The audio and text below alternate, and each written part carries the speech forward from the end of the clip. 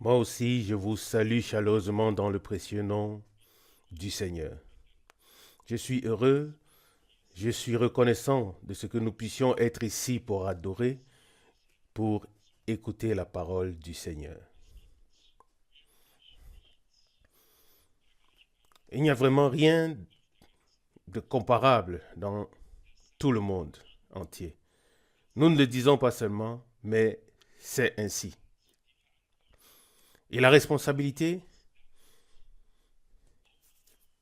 qui nous a été confiée ou imposée est grande. C'est la plus grande responsabilité qui existe actuellement sur terre par rapport à Dieu et aux hommes.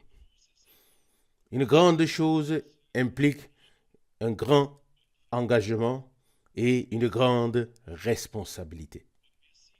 Et nous voyons, en particulier, lors de tels voyages, tels que celui que je viens de faire, nous voyons ce que Dieu a déjà accompli, comment il ouvre les portes et ouvre les cœurs et ce qu'il fera encore. Avant de donner un petit rapport, je voudrais d'abord souligner l'aspect terrestre. Je ne sais pas si nous tous qui nous réunissons régulièrement ici pour écouter la parole du Seigneur, si nous avons remarqué combien de mains ont travaillé ici pour tout rendre beau, pour peindre, pour décorer, pour mettre des fleurs et tout ce qui va avec. En premier, j'ai fait un tour de la maison de Dieu et j'ai été profondément réjoui de voir avec quel dévouement et quel amour tout a été fait et continue à être fait pour que tous ceux qui viendront s'y sentent bien. Et je tiens à remercier du fond du cœur ceux qui ont eu le temps et ont pu aider. Que Dieu vous récompense. Il y a des gens qui ont été destinés ou appelés seulement à prier pour que Dieu bénisse. Et pour cela, nous sommes aussi reconnaissants. Mais il y a d'autres qui ont des mains et qui ont du talent. Et nous en sommes aussi reconnaissants pour cela. Chacun à sa place. Et si personne n'est blâmé de ne pas avoir pu aider ou de ne pas avoir eu le temps. Mais ici, ceux qui ont eu le temps et qui ont rendu tout cela possible seront loués. Que Dieu vous bénisse et vous récompense. Cette fois-ci, nous attendons de grandes choses de Dieu. De grandes choses de Dieu comme jamais auparavant.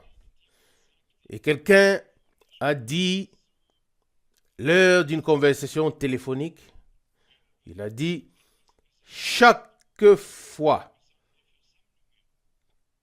que Dieu fait quelque chose de particulier ou que des réunions particulières sont prévues, il se peut que l'ennemi mette de nombreux obstacles sur le chemin. Gardons toujours à l'esprit que les obstacles sont là pour être surmontés. Non pas pour que nous nous y arrêtions ou trébuchions dessus, mais pour que nous les surmontions et que nous allions de l'avant avec notre Dieu en lui rendant gloire dans la foi. En ce qui concerne le voyage, c'est toujours un privilège particulier de voir l'impact des brochures et des cassettes qui sont envoyées parmi le peuple. Commençons par Singapour. Là-bas, j'ai eu l'occasion de parler lors d'un séminaire biblique où des personnes de 32 nations étudient et étudient sans révélation de ce que Dieu fait maintenant ou alors a fait dans cette génération. J'ai eu l'occasion de rendre témoignage, donner un témoignage, puis j'ai pu avoir les adresses des personnes présentes afin qu'elles puissent être suivies. C'est une chose, je l'ai particulièrement remarqué là-bas, c'est une chose de dire, nous avons lu et nous croyons, et c'en est une autre d'en recevoir la révélation et d'agir en conséquence. Ce sont deux choses très différentes. Et frère Rousse l'a déjà mentionné. Dans le temps de Jésus, des milliers et des milliers de personnes ont entendu ce qui a été dit de manière acoustique. Ils auraient pu tous dire, oui, nous étions tous parmi la foule lorsque cet homme a parlé. Nous étions là lorsqu'il a pris le pain, l'a rompu et l'a distribué. Et ça ne finissait pas, au contraire.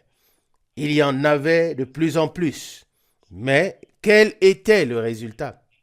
À la fin, sur les milliers de personnes présentes, rien que quelques-unes étaient restées.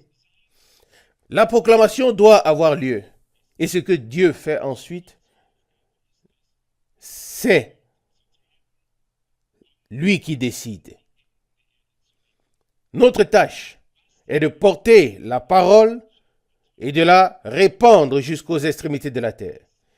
En ce qui concerne les croyants au sein du message, on sait qu'il existe différentes orientations et qu'il y a des difficultés partout, en tout lieu. Mais je peux témoigner d'une chose, c'est que Dieu fait grâce. Il fait simplement grâce de proclamer la vérité dans l'amour sans blesser un autre frère, ni de nommer quelqu'un par son nom. Il suffit de partager et exposer la parole de Dieu comme il se doit. Cela aide plus que toutes les critiques et plus que quiconque peut aider. Et ainsi Dieu nous fait toujours plus de grâce. Puis à Jakarta, nous avons eu de très bonnes réunions. Une communauté pentecôtiste là-bas compte environ 1300 membres. Mais que dire? Une dame se tient sur l'estrade et conduit les cantiques. Certaines choses laissent encore à désirer, mais nous n'utilisons pas la méthode de force, mais nous faisons preuve de patience. Et si quelqu'un lit les prédications de frère Branham et ne comprend pas les choses, et que l'Esprit de Dieu ne les lui révèle pas, alors nous n'allons que provoquer des disputes. Mais lors d'une réunion, il y avait une dame qui me traduisait. Elle avait lu les prédications de frère Branham et m'a alors demandé si j'étais moi aussi convaincu qu'une femme ne devait pas se tenir devant. Et il n'y avait aucun frère qui connaissait suffisamment l'anglais pour traduire.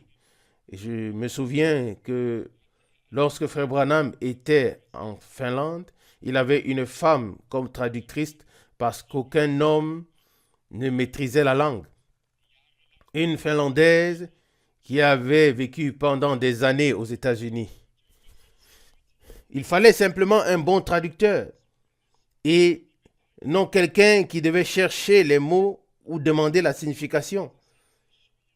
Et alors c'était très très difficile quand elle m'a demandé directement: es-tu aussi convaincu qu'une femme n'a pas sa place sur l'estrade? Alors il faut bien sûr montrer sa couleur. Mais il faut être sage et citer la Bible avec précision. Une femme ne doit pas enseigner. L'avez-vous remarqué? Je ne permets pas à la femme d'enseigner ni de prendre l'autorité sur l'homme. Selon 1 Timothée 2,12. Mais il n'est écrit nulle part qu'une femme n'a pas le droit de rendre témoignage. C'est une très grande différence. Ou qu'elle ne doit pas traduire. Et il faut bien gérer les gens. Il faut bien les gérer tout en restant fidèle à la vérité. Un autre jour, nous irons peut-être un peu plus loin et nous dirons à cette dame qu'il serait mieux qu'elle soit parmi le public plutôt qu'ici devant. Mais là encore, je reviens à ce que j'ai dit tout à l'heure. Si l'Esprit de Dieu ne le révèle pas, tout est vain. Nous ne faisons que provoquer les disputes et fermons les portes devant nous. Il n'y a rien d'autre. Mais Dieu veillera à ce qu'à la fin, tout soit comme au commencement. Les 2 derniers jours, quelqu'un m'a également demandé à ce sujet quand nos sœurs trouveront leur place dans l'église du Dieu vivant. Oui, j'ai répondu, elles l'ont déjà trouvé. Elles l'ont déjà trouvé. Nous avons ici des personnes qui montrent les places à ceux qui viennent. Ce sont nos diacres que nous demanderons d'être au service les jours à venir. Mais dans le royaume de Dieu, personne n'attribue la place à quelqu'un d'autre. Dans le royaume de Dieu, Dieu place et met chacun là où il doit être. Personne ne réprimande l'autre, mais tous reçoivent le même enseignement et acceptent la parole du Seigneur. Amen. Ce frère, à Jakarta, avait lu mon témoignage sur quand le Seigneur parle.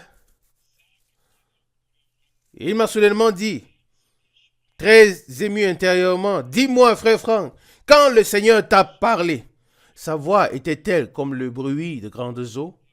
Et j'ai répondu non, elle n'était pas comme ça. Et il m'a regardé. Et oui, c'est écrit dans la Bible que sa voix était comme le bruit de grandes eaux. Il peut parler comme il veut. Paul, il a parlé clairement en hébreu. Pas un bruit, mais un langage clairement exprimé. Alors j'ai pu lui dire en toute vérité, mon bien-aimé frère, pas un bruit, pas de grandes eaux, mais une voix claire et distincte dans laquelle les syllabes étaient pleinement accentuées.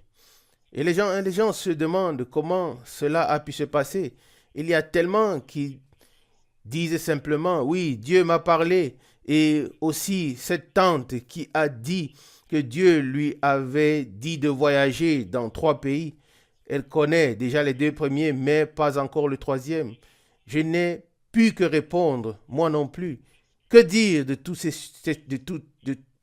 de plus à ce sujet? Il y a des gens qui, peut-être parce qu'ils ne savent pas plus, oui, c'est possible, tout comme il y a des gens sur terre qui ont des idées et ne peuvent pas les contrôler. C'est ainsi qu'il y a aussi des personnes parmi les croyants, des gens qui ne peuvent pas faire la différence entre ce qui vient de Dieu et ce qu'ils ressentent eux-mêmes. Il y a là aussi différentes façons. Parfois une voix directe, par l'esprit dans le cœur, dans l'âme, parfois un rêve, parfois dans une vision. Le Seigneur peut se révéler et il peut parler comme et quand il veut. Résumons. Tout compte fait, la parole de Dieu accompli ce pourquoi elle a été envoyée en tout lieu et dans tous les pays. Certes, la détresse est grande. Frère Alfred Borg est ici et nous qui sommes si occupés à imprimer. Si nous voulions répondre à tous les besoins, nous pourrions avoir 3 imprimeries et imprimer jour et nuit sans savoir si nous pourrions satisfaire tout le monde. Mais ce qui importe probablement, ce n'est pas le nombre de prédications que nous avons lues, mais c'est plutôt si Dieu a pu nous révéler ce que nous avons lu. C'est ce qui importe. Amen.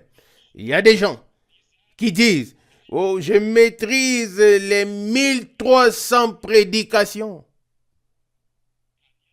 C'est possible. Je ne le nie pas. Mais peut-être,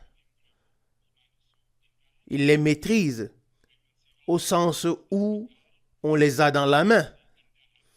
Quand on les sort de l'étagère, on les a en main. On les maîtrise. Mais ce n'est pas ce que nous voulons dire. Nous parlons de ce qui nous a été lu. C'était dans Luc 10, je crois. Le Seigneur n'a pas seulement parlé à ses disciples en parabole, mais clairement et distinctement en disant, il vous a été donné de connaître les mystères du royaume de Dieu. Amen. Luc 10, verset 24. Sommes-nous conscients que cette même Bible est lue et enseignée dans plus de 300 dénominations et dans tous les séminaires? La même Bible? Pas une page en plus et pas un chapitre en moins. Et où est la révélation de Dieu? Où est la parole du Seigneur? Où sont les paroles du Seigneur? Où sont les gens qui sont prêts à se soumettre à Dieu? J'y reviendrai ce week-end. C'était à Jakarta où ce millionnaire, soit il était déjà millionnaire ou il voulait le devenir, cet homme originaire d'Hambourg, il m'a dit soudainement, je voudrais vous parler. Et je lui ai répondu, oui, volontiers. Et puis, ça a commencé. Il dit, j'ai étudié toutes les religions, j'ai cherché. Et maintenant, je voudrais vous demander, vous êtes un homme religieux, dites-moi pourquoi précisément dans le christianisme, il a fallu que le sang soit versé afin que nous puissions être sauvés.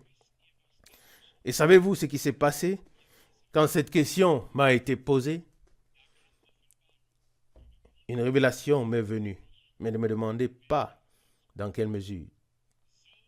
C'était si merveilleux et si puissant que j'aurais souhaité avoir devant moi la plus grande réunion, le plus grand rassemblement que j'ai jamais vu sur terre. 1 million de personnes n'aurait pas été suffisant. Il y a parfois des gens qui ne savent pas du tout pourquoi ils disent ou demandent ce qu'ils disent ou demandent. L'important, c'est que nous soyons prêts à tout moment pour que Dieu puisse nous parler. Amen. Et j'y reviendrai, si Dieu le veut, ce week-end. C'est si profond et si merveilleux de voir comment Dieu a tout conduit et ordonné, pourquoi cela devait être ainsi et autre chose autrement. Dieu a un chemin et uniquement ce chemin mène au but. Uniquement ce chemin mène au but. Je ne veux pas entrer dans plus de détails maintenant. Ce que nous avons lu, chaque verset nous touche dans notre cœur. Nous avons lu, je vous envoie comme des brebis au milieu des loups. Nous avons lu, je vous donne le pouvoir sur toute puissance de Satan. Guérissez les malades, ressuscitez les morts, purifiez les lépreux. Ça fait partie de la chose. Et je vous prie, en tant que frère,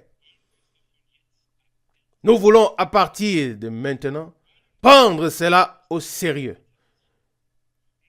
Ne nous contentons pas de répéter ce que le Seigneur a dit, mais mettons-le en pratique. Mettons-le en pratique en étant conscients que les malades ont été guéris et que les pécheurs ont été sauvés lorsque Christ est mort à Golgotha. Bien-aimés frères Rousse, mes bien-aimés frères ici, lorsque nous prions pour les personnes qui viennent au Seigneur, voulons-nous les sauver ou les rendre heureux ou leur apporter le salut? Non. Nous avons prêché et nous prions pour eux afin qu'ils puissent accéder à cette foi vivante et expérimenter ce qui a été accompli pour eux. Amen. À partir de maintenant, revendiquons la même chose pour le domaine de la guérison. Nous ne sommes pas ici pour essayer de voir si nous pouvons guérir ou non. Nous sommes ici pour proclamer: par ces meurtrissures, vous avez été guéris. Nous sommes ici pour voir l'œuvre accomplie se réaliser sans effort, dans l'obéissance au Seigneur qui nous a donné sa parole. Amen. Et frère Rousse l'a aussi déjà souligné. Ça m'a touché plus profondément que vous tous. Celui que le Seigneur envoie, il le confirme, ou au moins la parole. Oui, laissons cela ouvert. Que l'homme soit confirmé ou non, c'est secondaire. L'essentiel serait que la parole soit confirmée, n'est-ce pas? Pourquoi aurais-je besoin d'une confirmation? Je serais satisfait de voir la parole de Dieu confirmée.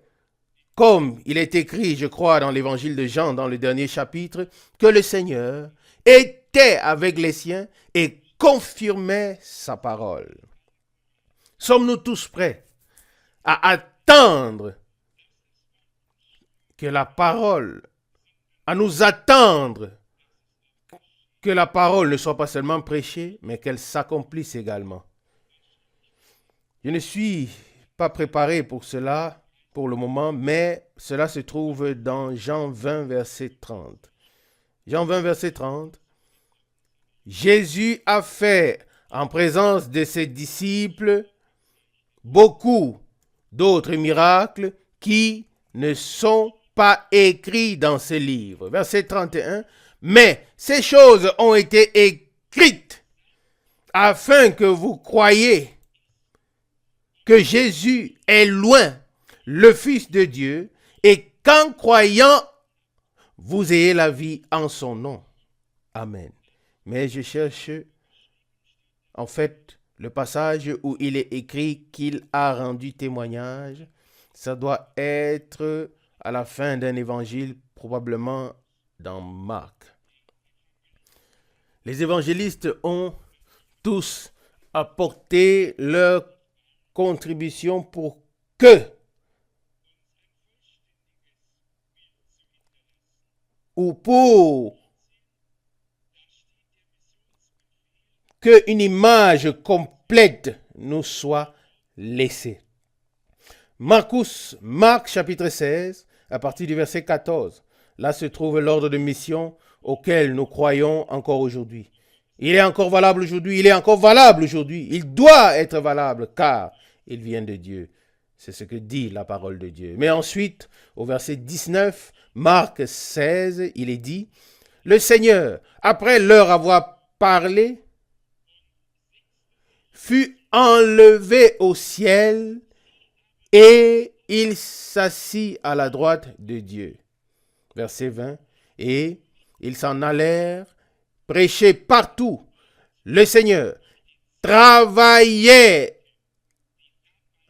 avec eux et confirmait la parole par des miracles qui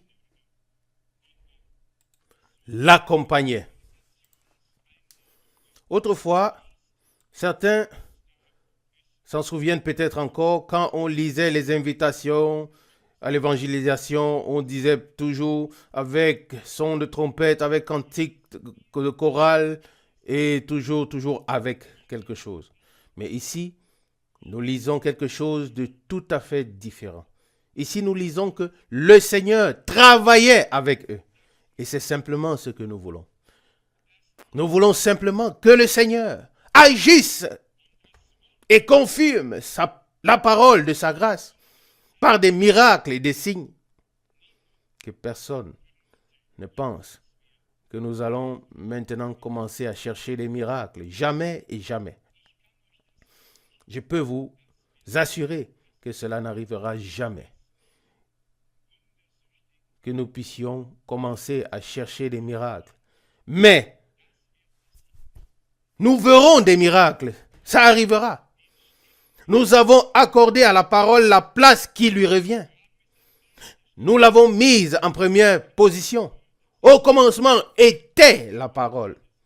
Mais parce que la parole était au commencement, les choses se sont également produites dès le commencement. Et Dieu a parlé et la chose s'est produite. Et si la même parole est également à la fin, alors nous devons nous attendre aux mêmes choses. Et pardonnez-moi, mais si même en critiquant ce que d'autres enseignent ou affirment, nous n'atteindrons pas l'objectif. Il y a beaucoup de confusion, nous le savons tous. Et en tant que frères, nous parlerons de la situation générale samedi matin et après-midi. Ceux qui le souhaitent peuvent se joindre à nous. Nous parlerons en ce qui concerne les questions, les problèmes et les interprétations et ainsi de suite. Car les frères ont aussi le droit de rentrer chez eux avec la clarté afin de dire ce qui doit être dit. Nous regrettons la situation générale dans laquelle nous nous trouvons. Nous et tout le peuple. Nous ne regrettons pas seulement ceux qui ont été écartés de la doctrine ou de la connaissance. Nous nous soumettons tous au même jugement et nous disons, Seigneur, nous ne valons pas mieux. Nous ne sommes pas mieux. Si tu ne nous avais pas préservés dans ta parole, nous aurions également dévié et nous ne serions pas ici. Et nous nous inclinons également devant le fait que Dieu n'a pas encore pu faire ce qui lui revient de droit. Il est le même. Et lorsque nous entendons parler de temps à autre de spécialités, comme il y a toujours des nouveautés, et même maintenant, on ne cache pas, n'est-ce pas? À l'époque, des gens se sont préparés à s'envoler, à voyager pour l'Inde parce que cet homme avait prétendu que William Branham avait dit qu'il y en avait 700 qui resteraient et non 7000. Et croyez-le ou non, cet homme a reçu exactement 700, dont l'un parmi eux était millionnaire. Et maintenant, les gens se préparent à s'envoler pour El Paso. Et certains d'entre eux ont déjà leur billet, car la dernière course commence. Le troisième poule est en marche. 4 écureuils ont déjà été appelés à l'existence. Et tout ce qui se dit, il y a des gens qui y croient. Et il y a du feu, et il y a de la lumière, il y a ceci, il y a cela. Je ne sais pas si je peux le dire, mais nos frères de Kinshasa connaissent l'homme qui prétend que le nouveau nom du Seigneur est William Marion Branham au lieu de Seigneur Jésus-Christ. Et j'ai vu les photos avec la lumière, avec le feu et ainsi de suite, cette inscription dessus. Je ne m'intéresse pas à la lumière, je ne m'intéresse pas au feu. Dans ma Bible, il est écrit, ta parole est la lumière à mes pieds, la lampe à mes pieds et la lumière sur mon chantier. Et si vraiment une lumière divine m'apparaît ou m'est révélée, je ne fais pas de propagande, mais je tombe alors comme Saul sur ma face et j'écris, Seigneur, que veux-tu que je fasse? La lumière de Dieu a des résultats tout à fait différents de ce que nous voyons aujourd'hui. Et il n'est écrit nulle part que le ministère de Frère Branham devait être imité. Il est seulement écrit qu'il y avait des imitateurs comme il y en avait au jour de Moïse. Mais toute imitation n'est pas l'original. Il n'y a qu'un seul original en toute chose. Et nous insisterons beaucoup là-dessus car le seul qui avait cette mission était Frère Branham. Et Dieu, le Seigneur, lui envoya un ange et lui fit dire que le signe du Messie lui serait donné. Il lui en donna la description, mentionnant Moïse et disant, de même que Moïse reçut 2 signes, de même 2 signes te seront donnés. Et il lui a été dit très clairement, tout comme le Seigneur a donné autrefois aux Juifs et aux Samaritains le signe du Messie en révélant leurs pensées, connaissant leur nom, leur origine, ainsi de suite. Ce ministère se répéterait maintenant comme dernier signe avant la fin du temps de grâce pour l'Église. Et cela, c'est simplement pleinement accompli. Il n'est écrit nulle part qu'un tel ministère devait être poursuivi par moi ou par quelqu'un d'autre. Il n'y a eu qu'un seul 7e messager et c'est lui qui nous a apporté la parole. Nous avons compris les tenants et les aboutissants. Nous ne sommes pas des imitateurs. Nous avons reçu le message glorieux, la parole révélée, la nourriture et nous n'avons pas besoin d'imiter. Nous avons simplement besoin de dresser la table pour le peuple de Dieu. Et mieux nous le ferons, plus ce sera agréable à Dieu et aux hommes. Et c'est ce que nous ferons jusqu'à ce que le Seigneur vienne. Nous ne chercherons pas des choses qui ne sont pas bibliques. En ce qui me concerne, je crois même que dans cette pièce, il y a eu des gens qui ont vu l'arc-en-ciel. Il y a eu des gens qui ont vu l'arc-en-ciel. Nous laissons cela en suspens. Nous ne disons rien. Il se peut que des choses surnaturelles se produisent. C'est possible. Nous ne le nions pas. Mais, et c'est le plus important, écoutez-moi bien, nous devons toujours soumettre la chose à l'épreuve de la parole. Soumettre ce qui vient et ce qui a précédé la chose. Est-ce exact?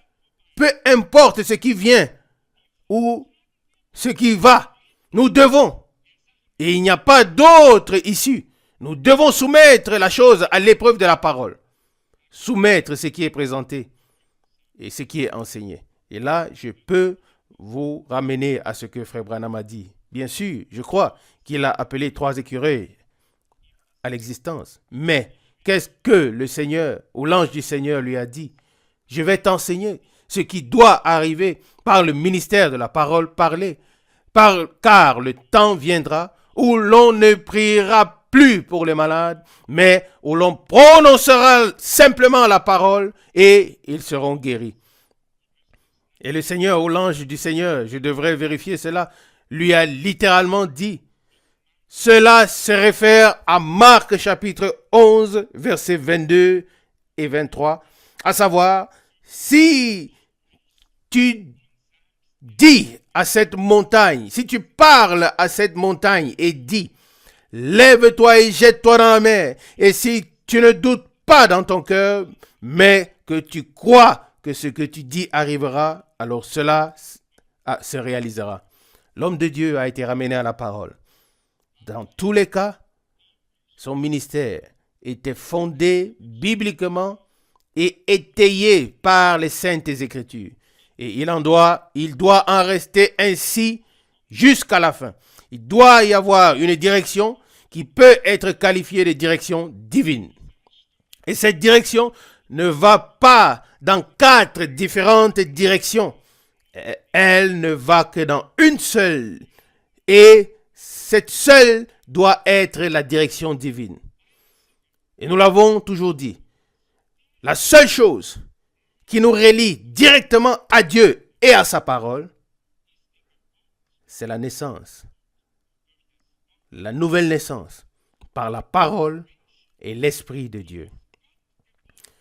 Des personnes qui sont nées de nouveau et qui portent en elles cette semence divine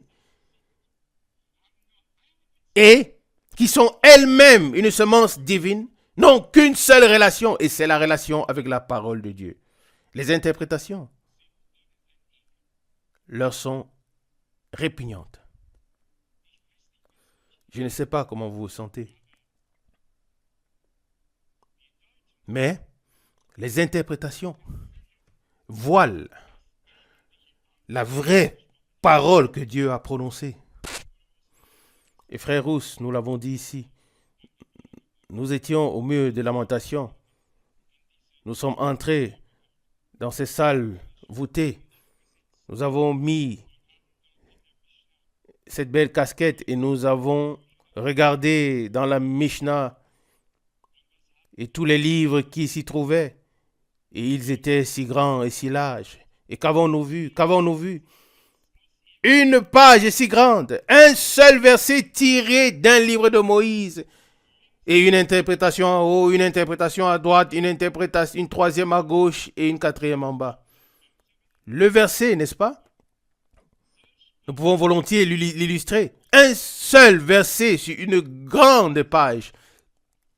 Et vous voyez comment les érudits viennent là pour prier. Je ne juge pas, mais ça me fait mal. Ça me fait mal. Comme au temps de Jésus, mon Seigneur. À cause des interprétations, ils n'ont pas compris ce qui s'est passé selon la parole du Seigneur. Si ce n'était que des interprétations qui ne signifient rien ou qui n'ont aucun impact, je ne dirais rien. Mais ce sont ce sont précisément ces interprétations qui les ont aveuglés sur ce que Dieu a vraiment dit dans sa parole. Alors c'est criminel. Et on ne peut pas rester silencieux. Et il en va de même pour tous les commentaires sur ce qu'ont écrit Paul et Pierre. Oubliez tous ces commentaires. Voici la semence originelle de la parole. Et l'Esprit de Dieu qui a inspiré la parole est en nous. Alléluia. Il jaillit comme une lumière dans les ténèbres. Et il brille. Et il prend vie. Alléluia. Et la même chose est valable pour le message de l'heure. Oui, comment il est interprété à gauche et à droite, en haut et en bas, derrière et devant. Si quelque chose n'est pas clair pour moi ou pour toi, alors je le laisse de côté et j'attends. Dieu veillera à ce que tout soit en ordre, en temps voulu. Ou pensons-nous que nous devons aider Dieu et lui dire qu'il doit se dépêcher? Non, notre Dieu est le Tout-Puissant. Et il maîtrise, oui, l'éternité et le temps. Nous pouvons être tranquilles. Il fera toutes choses bien.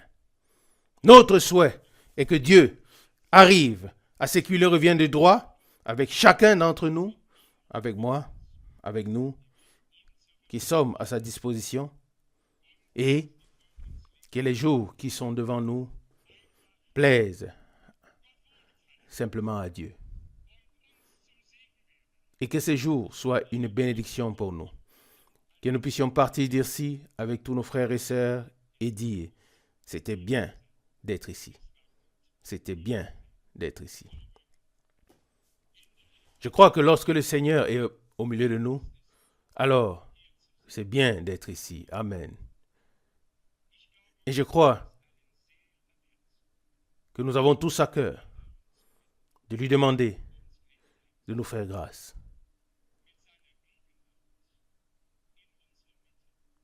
D'être parmi nous par sa présence, en tant que celui qui parle, qui agit, en tant que celui qui se révèle encore aujourd'hui.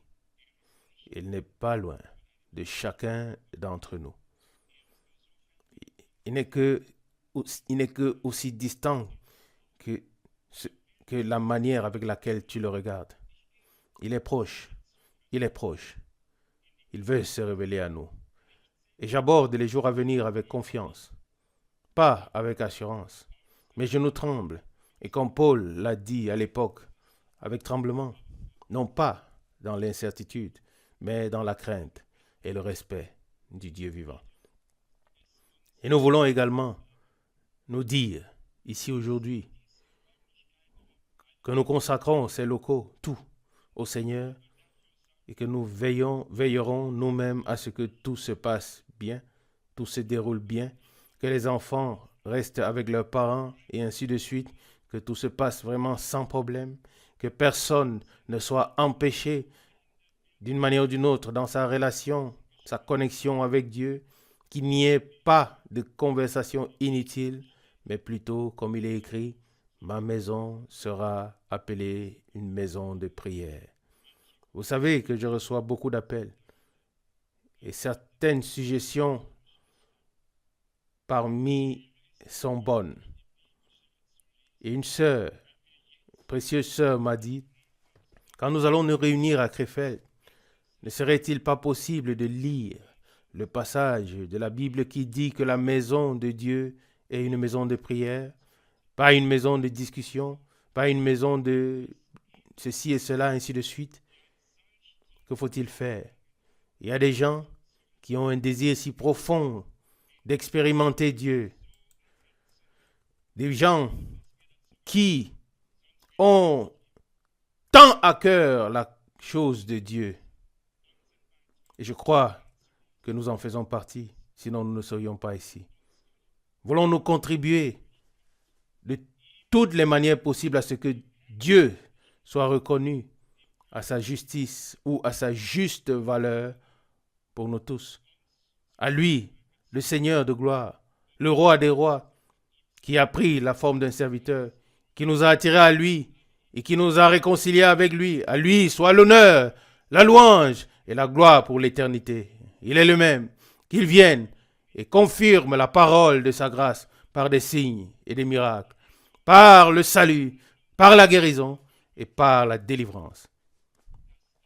Qu'il puisse le faire en tout ou pour tous ceux qui le souhaitent et qui en ont besoin. À lui soit la gloire pour l'éternité. Amen. Levons-nous et prions. Père Céleste, de tout cœur, je voudrais te consacrer cette chair, l'estrade, tout le bâtiment, et te prier de former autour de nous un mur de feu. Que tu sois présent, que tu puisses discerner nos sentiments, nos pensées, nos réflexions, nos paroles, quoi que ce soit que l'ennemi voudrait utiliser pour semer la discorde. Que tu nous donnes le discernement au Seigneur, que nous puissions savoir de quelle manière l'ennemi veut semer le malheur. Fais-nous expérimenter, vivre des jours comme jamais auparavant. Bien-aimé Seigneur, nous t'invitons. Nous nous plaçons sous la protection de ton sang, sous le sang de la réconciliation. Et nous croyons en la rédemption totale, la pleine rédemption que tu nous as accordée.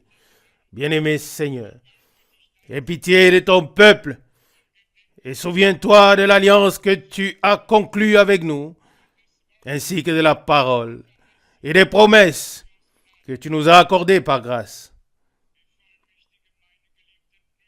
Donne à mes frères bien-aimés le pouvoir, comme tu l'as donné à nos frères au commencement, qu'ils sachent qu'ils ont le droit d'imposer les mains aux malades et de leur dire, sois guéri au nom de Jésus-Christ de Nazareth, car tu as déjà guéri. Qu'ils sachent qu'ils ont le pouvoir d'imposer les mains aux pécheurs et de leur dire, tes péchés te sont pardonnés. Amen. Seigneur, ce n'est pas nous qui pardonnons et ce n'est pas nous qui guérissons, mais nous prêchons le pardon et nous croyons en la guérison. Et ainsi, nous te prions, ô Dieu, accorde-nous d'être sobres, Donne-nous l'inspiration et la conduite de ton Saint-Esprit. Seigneur, prends le contrôle de toute l'assemblée. Que tes anges soient présents, ô Dieu. Nous nous consacrons tous à toi. Veille, circoncire les cœurs et les lèvres, les pensées, oui, notre bouche et surtout notre langue. Que tu fasses apparaître des langues de feu divin afin que nos langues soient purifiées pour pouvoir être à ton service. Accorde l'harmonie parmi ton peuple, comme Salomon l'a prié, qu'il n'y ait pas de division ni d'avortement dans le pays. Seigneur, ouvre le ciel au-dessus de nous et fais-nous grâce pour l'amour de ton saint nom. Révèle-toi et bénis-nous.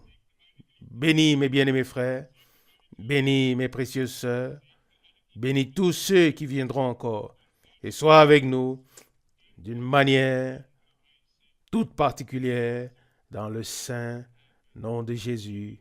Alléluia. Amen. Amen.